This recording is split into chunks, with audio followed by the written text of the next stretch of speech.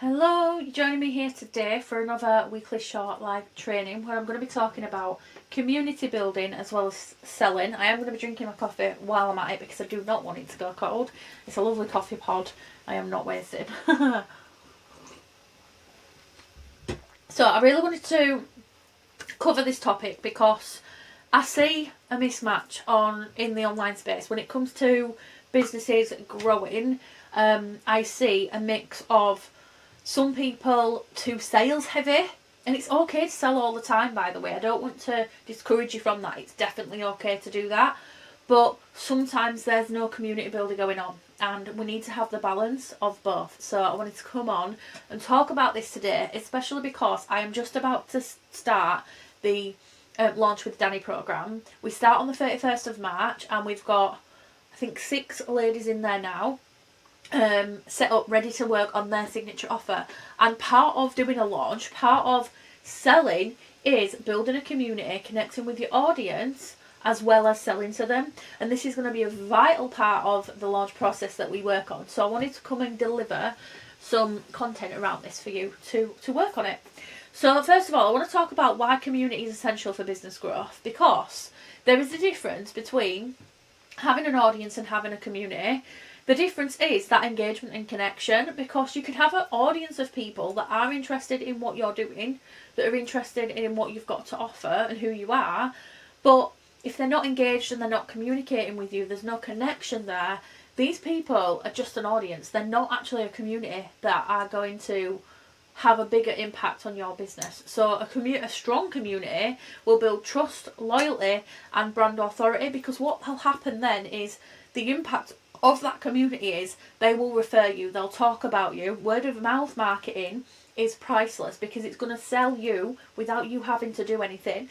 And so this is why we want to build a community, because it creates long-term customer relationships where people stay and people get value and they tell others about it. So this is the difference between having a community and having an audience. So think about, how are you connecting with your people right now, and are you building a community or are you building an audience, and what is the difference? So that's the first thing I want you to think about, and how you create content, how you market and how you sell and how you engage. Like, what is it that you're working on when it comes to the audience or community? Like, what is it that you would rather have? Would you rather have an audience of people who are interested but not really taking any action? Or would you rather build a community of raving fans that are going to talk about you, that are going to refer you, and are actually going to do some of the marketing for you naturally with very little push from you? There is a difference. So there is foundations of a thriving community. So I want to talk you through that. So the first thing is, when you're building a community, you actually want to define the purpose of that community. So why should people be part of your world, and why should they stay? Because if you're clear on that, then you're going to be able to then take action on that, and then they're going to come through, they're going to come follow you, they're going to come be part of your world based on that. So that's the first and most important thing, is defining what the purpose of that community is. So for example, the purpose of my community is, there's a couple of purposes actually. One is to bring business owners together to support each other. I love that community feel. But the second one is to build resilient business owners. To be able to build, not just teach you how to launch, not just teach you how to build a community and how to build an audience, but teach you it alongside the current responsibilities that you have. So for example, if you are a business owner like me who has neurodiverse children, or has challenges in your life, you're a carer, maybe you've got your own health conditions and issues and things that you're struggling with, those can be a barrier sometimes to getting the results in your business that you want. So my purpose of my community is to ensure that you're able to do that regardless of those external circumstances, so that you can lead an extraordinary life anyway, no matter what. So that's the first thing, is that clarity, that purpose around what your community is all about. The second thing is choosing the right platform. So this is another foundation of a thriving community, is choosing the right platform. So a lot of people opt for Facebook groups. Some people use the Discord app to build a community. Some people use LinkedIn. Some people use Instagram. Currently, I'm gravitating more towards Instagram. I do use Facebook a lot. I tap into other communities on there, and I use my profile to build connections with people and connect with people I've met through networking. But my community now tends to lie on Instagram. And actually in my own paid communities. So I have memberships that are low cost communities where we build there, and I just love that because I get to give and I get paid for it. But it's thinking about the right platform for you, like what is that going to look like? And then obviously you need to attract the right people into those spaces. So this is where your brand messaging becomes in and becomes part of everything that you do. So your messaging needs to speak directly to your ideal community members. So you don't just want to speak to anyone. For example, I don't want to just speak to any business owner. I want to be specific on who it is that I want in my world. And I want service-based businesses. I can go even deeper than that. I want coaches, I want therapists, I want consultants. I want those in the service-based industry that I know I can help because I have the experience in building a service-based business. But I also want to speak to permanent carers or carers with like this load, this responsibility on them, so that I can ensure that they can do what they love and get paid well doing it whilst juggling those challenging circumstances. So again, that's the message behind what I do for the community. The right people are going to resonate with that and come into my world. You also want to set community values and expectations to create a safe and engaged space. I'm actually going to talk about my new business with this. So I am launching a business this week. So if you haven't seen it, Social Success Circle is now officially a thing. It's live. It's my brand new networking business. Go check it out on social media if you've not come across it already. But within building this business, I really worked on the community values and expectations to create a safe and engaged space for the people coming into that. Because it was really important to me, based on my values, how I built this network. So I actually talk about on the website and in everything that I do on there about creating this safe and inclusive space.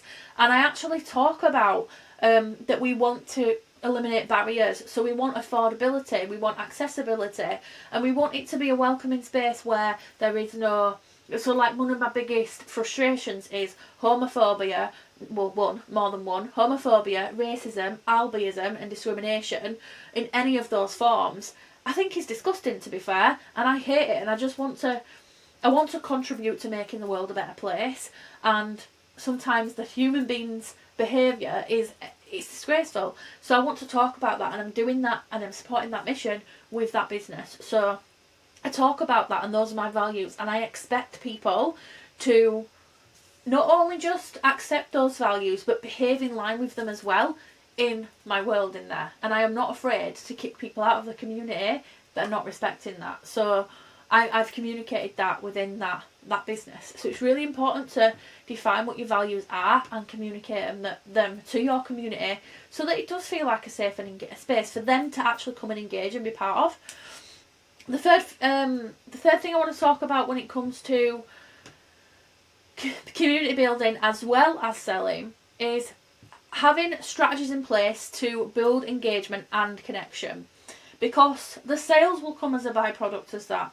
So you want to lead with value, so offering your knowledge, offering support and opportunities for members to connect, whether that's to connect with yourself or to connect with each other, is really, really important. And also encouraging discussions through prompts, so give them a reason to engage with you. Things like Q&As, live sessions just like this one, or challenges. Think outside the box and get creative with what you can do within your community as a strategy to build engagement and connections. In fact, I've just been doing this for my own community this morning, particularly on Facebook and within my paid membership, the Queen's Connection Club. I have created some engaging prompts, actions and phrases and quotes and things like that to share every single day with my communities so that they can comment, so that they can engage, and so we can start a conversation. So I've been doing that in there. And then it's you need to think about consistency. Consistency plays a massive role in showing up regularly, but without overcommitting. So you don't want to overcommit so much that you burn out. You want to make it as easy as possible, which is where I believe in organisation, because the more organised I am, the better I feel. But consistency plays a massive part, because if you are creating a lot of value, you're offering your knowledge and support, you're creating this engagement, but then all of a sudden you just stop, it's going to have its impact on yourself and your business and your community. So think about how you can keep that consistency up and what consistency has to look like for you. It doesn't have to look like every single day putting content into the space. It just has to look like whatever you can commit to and keep up to. And then balancing that personal interaction with automation as well. So you do want to have your personal interaction and elements in there, but also you want to automate whatever you can just to, again, make things easier and give yourself time back. So when it comes to this, think about when do you need to be present and when do you need to schedule content. So you can serve, and I give, meet your purpose and serve your community through both being active in there, but also and I know sometimes people feel a little disconnected when they schedule content, but it's okay to schedule content. It is okay. So think about how you can have the balance of both, that personal interaction and the automation that will save you time, but still deliver. Now I know the key thing you're going to be asking is, how do you take that community that you've built and convert them into clients? Well, if you're doing all this stuff, if you're getting them engaged and you are actually selling, you're naturally going to get sales, I guarantee that. But I want you to think about how you position your offers inside your community without being too salesy. So first of all, you want to think about how the things that you're selling actually serves the people that are in there. Because if you can think about it that way, it's serving, not just selling, then you're naturally going to sell to them anyway. So you don't have to worry too much about coming across too salesy. That you've created this thing, it's going to help people with X, Y, Z, here it is if you want it. And people will be happy with that. The second thing is think about creating different entry points for your community. So different ways that you can serve them. So this is where you might think about the free stuff that you offer. It might be low ticket offers or premium services that you offer. I always talk about this as a business strategy anyway. I believe it's so important to have a service suite that delivers at different access points. And this is talking from someone who previously didn't have a service suite that offered that. And the reason you want to do that is because you can serve people and meet people's needs in different ways, and having different entry points means that you can meet different ideal clients at where they're at, and it means that you can scale your business and grow, make semi-passive income or passive income, and you can bring in recurring revenue, which I know a lot of my dreamy ideal clients right now are looking to create.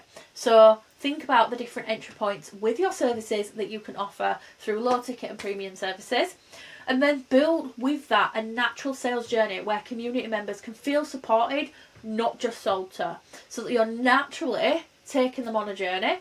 And remember to always share case studies or testimonials to show how effective your work is, but also that community you have can naturally drive sales, because if they're sharing with you testimonials, feedback, and they become your case studies, ask them if they can be a case study, then you're going to get results.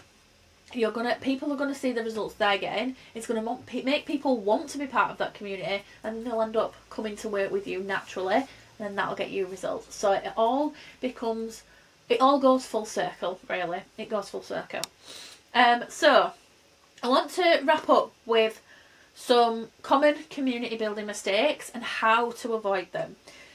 First thing is overcomplicating things. I have been queen of this in the past. Not only am I queen of business organisation, but sometimes I can actually be queen of overcomplicating things. So take it from me and my experience that you want to keep engagement strategies simple but effective. So think about how you can engage with your community, build that community feel, but keep it simple and effective, so that it's, one, not taking up too much of your time, and two, getting the results that you want. And then one of the biggest mistakes people do is they focus on numbers over building relationships. So a smaller community is better than a larger inactive one.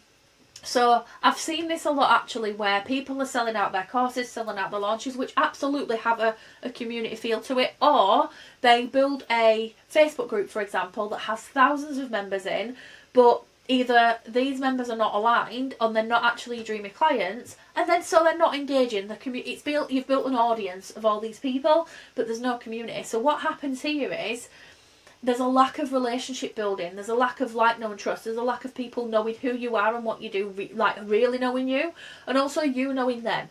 So as a facilitator of a community, you need to actually get to know your members. So focus on building the relationships rather than the numbers, because yeah, it can get very exciting to get to 100 members or 1,000 members, but a small engaged group is so much better than a large inactive one, especially with the way social media algorithms work, because if this smaller group of people become your raving fans, they're going to spread the word. You're going to naturally get results versus 2,000 people that are not your raving fans, that don't have a clue what your mission and what your passion is, or who you really are, or you don't know who they are.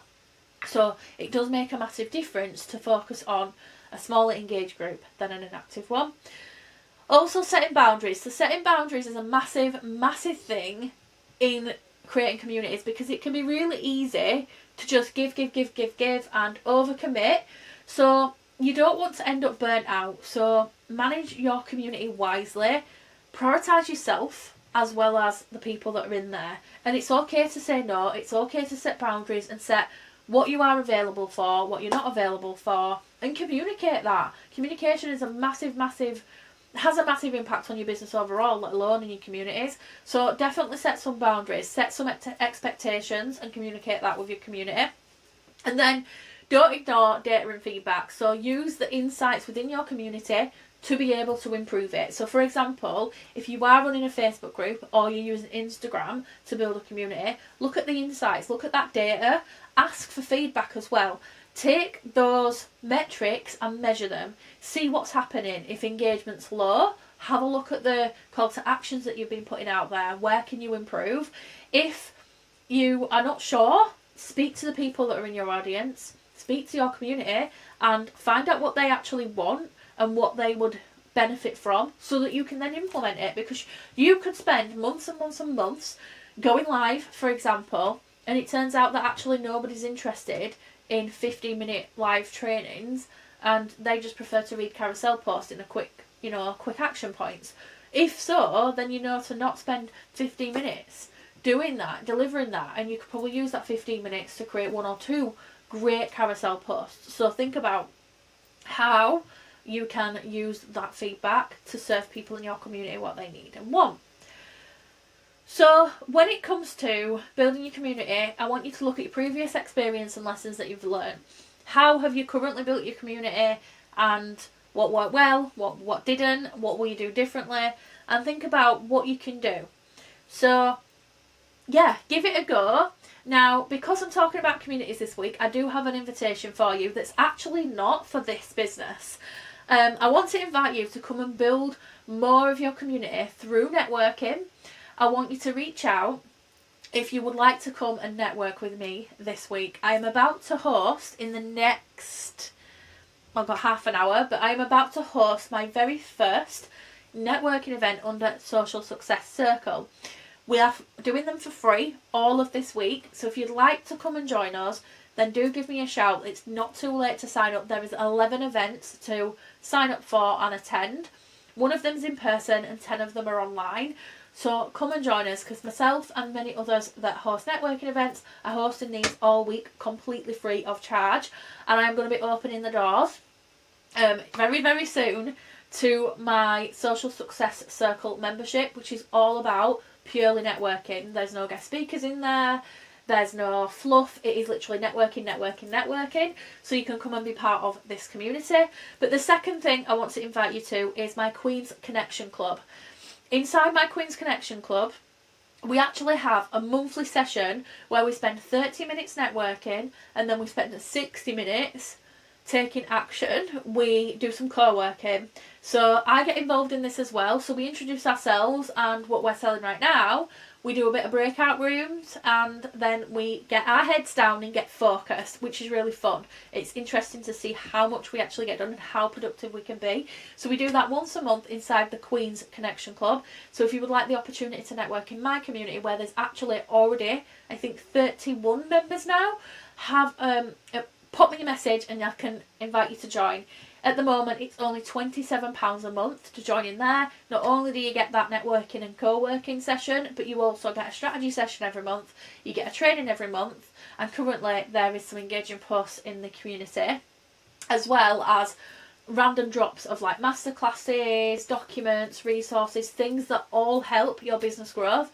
And we focus mostly on strategy, sales and systems for your business growth. So if you know that you need to work on your business strategy, you know that you want to make more connections, and you know that you want to make more sales, and you want the systems to enable you to do that, then the Queen's Connection Club is the place to be. So definitely pop me a message if you're interested in either of joining either the Social Success Circle membership. Actually, I should just say that this week only it's going to be $4.99, so you get £10 off that membership, which is an amazing saving, and that is for as long as you're a member. So if you're a founding member, it's $4.99, and that's 3 networking events every month and 50% off local networking. So that's the Social Success Circle membership, or come into the Queen's Connection Club membership, where we're all about business and strategy, and we do have those trainings and support in place for you, and you get to be coached and mentored by me. So yes, come and hit me up if you want to join either of those. I'd love to see you on the inside, and we'll see you same time, same place next week through another Business Growth Live with Dani, where I'll be talking another topic to help you grow your business. I'll see you soon. Thanks for joining me again this week, and definitely comment and definitely share any wins that you've had from these short trainings that I've been doing. Bye for now. Thanks.